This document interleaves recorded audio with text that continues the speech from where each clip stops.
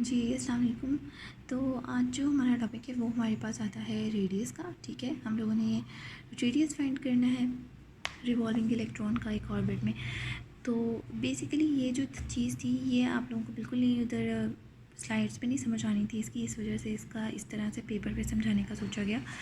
तो ये देखें, यहाँ पे अब ये सर्कल चलने जैसे बना हुआ है, ये देखें यहाँ पे हमें सबको पता है कि यहाँ पे हमारे पास प्रोटॉन और न्यूक्लियस जो है वो प्रेजेंट होता है। ठीक है, हम लोगों ने इसको बोलिया कि ये हमारे पास ई पॉजिटिव है। ठीक है, और यहाँ पे इलेक्ट्रॉन है जो कि ई नेगेटिव है, और यहाँ से न्यूक्लियस से लेके इलेक्ट्रॉन तक का जो डिस्टेंस है इसको हमने बोल दिया ये हमारे पास रेडियस आ गया।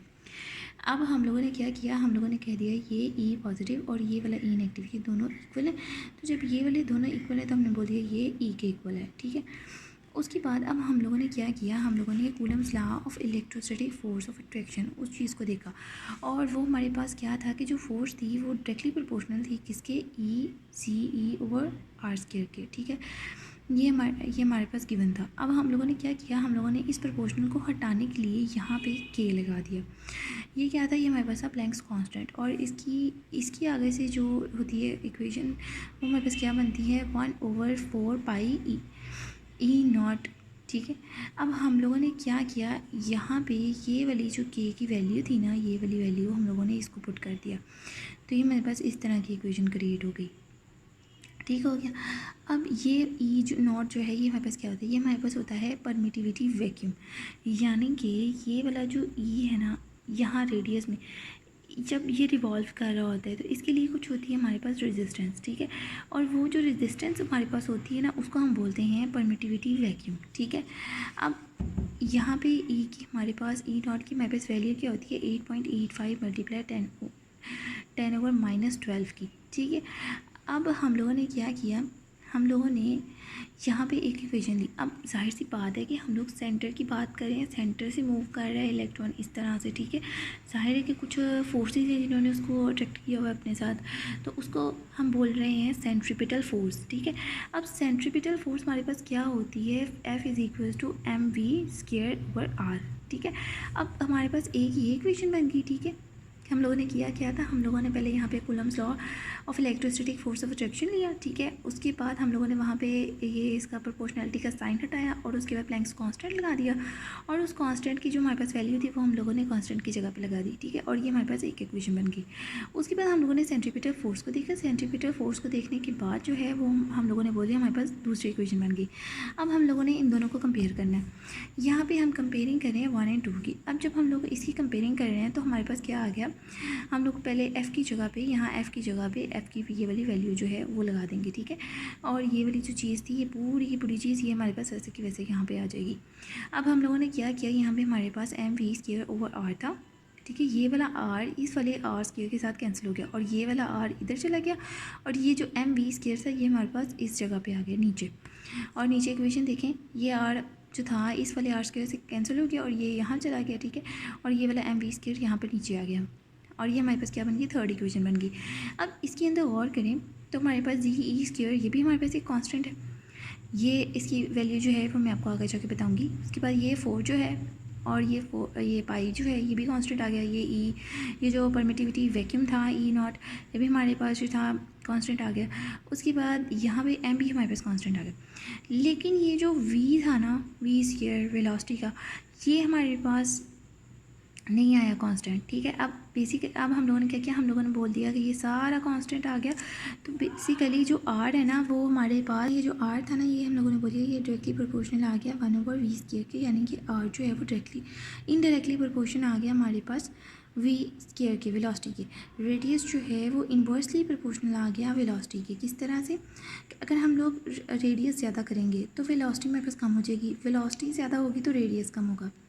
अब यहाँ पे देखें, जिस तरह आपने इस डॉट से इस डॉट तक जाना है तो एनर्जी जो है वो आपकी ज़्यादा लगेगी कम लगेगी। आप ज़्यादा फोर्स से उस तरफ चले जाएंगे। ठीक है, एनर्जी आपके अंदर ज़्यादा होगी, लेकिन जब यहाँ से यहाँ तक जाना होगा तो बनिस्बत इसके यहाँ तक जाने के लिए एनर्जी जो है आपकी ज़्यादा लगेगी। ठीक है, यहाँ तक जाते जाते एनर्जी वेस्ट हो जाएगी।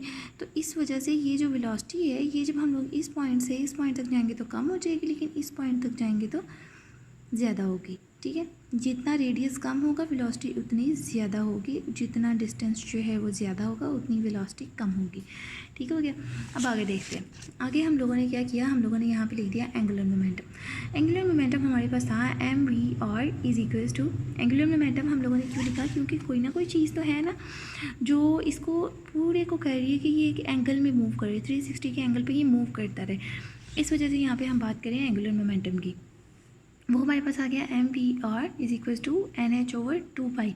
अब हम लोगों ने क्या लिखा था यहाँ पे, हमारे पास वैल्यू चेक करें आप, ये हमारे पास v स्क्वायर था जो कि कांस्टेंट नहीं था। हम लोगों ने इस चीज़ को ख़त्म करना है और यहाँ पे जो है हमारे पास सिर्फ v है। अब यहाँ पे इसको स्क्वायर बनाने के लिए हम लोगों ने क्या किया, हम लोगों ने दोनों साइड्स पे स्क्वायर ले लिया बाय टेकिंग स्क्वायर। यहाँ पे इसका भी स्क्वायर ले लिया, इसका भी स्क्वायर ले लिया और फिर वैल्यूज़ कुछ इस तरह से हमें नज़र आने लग जाएंगी। ठीक है। अब हम लोगों ने क्या करना है, हमें सिर्फ इसकी वैल्यू चाहिए, तो ये दोनों चीज़ें यहाँ से मूव करके मल्टीप्लाई हो रही थी, दूसरी जगह पर जाकर डिवाइड हो जाएंगी। रीअरेंजिंग कर लेंगे और इक्वेशन कुछ इस तरीके की बन जाएगी। ठीक हो गया, इस तरीके की बन गई। उसके बाद अब by putting value of r square in equation 3, यानी कि ये वाली जो हमारे पास इक्वेशन आई थी ये वाली, ठीक है, ये आपको नज़र आ रही है ये वाली इक्वेशन, इस जगह पे हम लोगों ने ये v की वैल्यू जो निकाली है ना, इसको हम लोगों ने इसमें पुट कर देना है। अब जब हम लोगों ने ये वाली वैल्यू वैसे की वैसे उठा के इस जगह पे रख दी, अब हम लोगों ने इस सारी इक्वेशन को रीअरेंज करना है। यहाँ पे रीअरेंजिंग से क्या होगा, ये वाली चीज़ यहाँ नीचे इसके साथ मल्टीप्लाई हो जाएगी और ये ऊपर जाके उसके साथ ऊपर जाके मल्टीप्लाई हो जाएगी। तो ये हम लोगों ने यहाँ पे रीऑर्डर कर लिया, जी स्क्वायर वैसे ही रहा और ये हमारे पास ये चीज़ जो ऊपर चली गई वो, और उसके बाद ये जो यहाँ पे था मल्टीप्लाई हो गया। अब हम लोगों ने क्या किया, जो चीज़ कट हो रही थी ना उसको हम लोगों ने काटना शुरू किया। 4 से कैंसिल आउट हो गया, पाई जो था पाई उसके स्क्वायर से कैंसिल आउट हो गया, m जो था उसके स्क्वायर से कैंसिल हो गया और बाकी जो चीज़ थी वो हमारे पास कुछ इस तरीके से आ गई।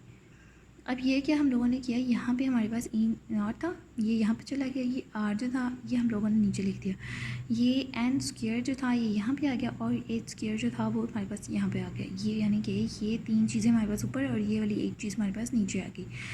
क्यों, क्योंकि हम लोगों ने ये आर का स्क्वायर जो था इसको ख़त्म करना था और ये जी ई स्क्वायर आर स्क्वायर और ये वाला पाई ये हमारे पास और साथ में ये हमारे पास यहाँ पे आ गए नीचे। अब ये वाला आर हम लोगों ने कैंसिल कर दिया इस स्क्वायर के साथ, ठीक हो गया, यहाँ पे हम लोगों ने कैंसिल कर दिया। उसके बाद अब ये वाला जो आर, ये वाला आर यहाँ पे रहेगा, ठीक है, मतलब यानी कि इस साइड पे चला गया, यहाँ पे रहा। उसके बाद ये वाली जो चीज़ थी जी ई स्क्वायर, ठीक है, जी ई स्क्वायर और साथ में ये हमारे पास जो एम पाई था ये उस साइड पे चला गया और डिवाइड हो गया और इक्वेशन हमारे पास इस तरीके की बन गई। ठीक है। अब हम लोगों ने क्या किया, हम लोग देखते हैं इस अकेली अकेली चीज़ को हम लोग देखेंगे इनकी वैल्यू क्या आती है। ये देखें यहाँ पे आ गया नंबर ऑफ ऑर्बिट, इसकी मतलब हमारे पास वैल्यू नहीं है। उसके बाद जी हमारे पास ये एज था, ये हमारा प्लैंक्स कांस्टेंट था और ये इसकी वैल्यू आ गई। ये हमारे पास क्या था, ये हमारे पास था परमिटिविटी वैक्यूम और हमारे पास ये इसकी वैल्यू थी जी ई को हम लोग कहेंगे 1, ये 1 के इक्वल है। ई जो था उसकी इलेक्ट्रॉन जो था हम लोगों ने कंसीडर किया था उसकी हमारे पास ये वाली वैल्यू आ गई। ठीक है। इसके बाद ये पाई की हमारे पास वैल्यू आ गई और ये हमारे पास एम की वैल्यू आ गई। ये सारी वैल्यूज़ हमारे पास आ गई और जब हम पूरी कैलकुलेशन करेंगे ना तो हमारे पास ये चीज़ बन जाएगी 5.31 मल्टीप्लाई 10⁻⁻11। ठीक है। और एन स्क्वायर जो था वो वैसे का वैसे ही रहा। अब हम लोगों ने क्या करना है, हम लोगों ने यहाँ से ये वाले पॉइंट को जब हम लोग इस साइड पे लेके आएंगे, ठीक है, यहाँ पे 0.53 करेंगे हम, तो उससे क्या होगा, हम लोगों ने जब पॉइंट यहाँ से यहाँ पे मूव होगा तो यहाँ पे +1 आ जाएगा। +1 आने की वजह से ये वाली चीज़ जो है ये -11 +1 जो है माइनस हो जाएगा और हमारे पास -10 आ जाएगा। और 10⁻⁻10 जो होता है वो 1 एस्ट्रॉन के इक्वल होता है। ठीक है। तो हमारे पास रेशियो, ये इक्वेशन हमारे पास क्या बन जाएगी, radius is equals to 0.53 multiply angstrom n square. ये देखिए, ये नेक्स्ट पे हमारे पास ये इक्वेशन बनी हुई है, ये देखें, यहाँ से ये -0.53 मल्टीप्लाई बाई 10⁻⁻10 और यहाँ पे एन स्क्वायर आ गया और ये -10 जो होता है ये एस्ट्रॉन के इक्वल होता है। तो यहाँ पे r is equal to n square, ठीक है, एन स्क्वायर आ गया और 0.53 एस्ट्रॉन आ गया। ये देखें, ये हमारे पास इक्वेशन लास्ट पे तैयार होगी। तो इस पूरी डेरिवेशन में जो कोई भी मसला हो आप लोगों ने मेरे साथ डिस्कस कर लेना है। ठीक है जी, अल्लाह हाफिज़।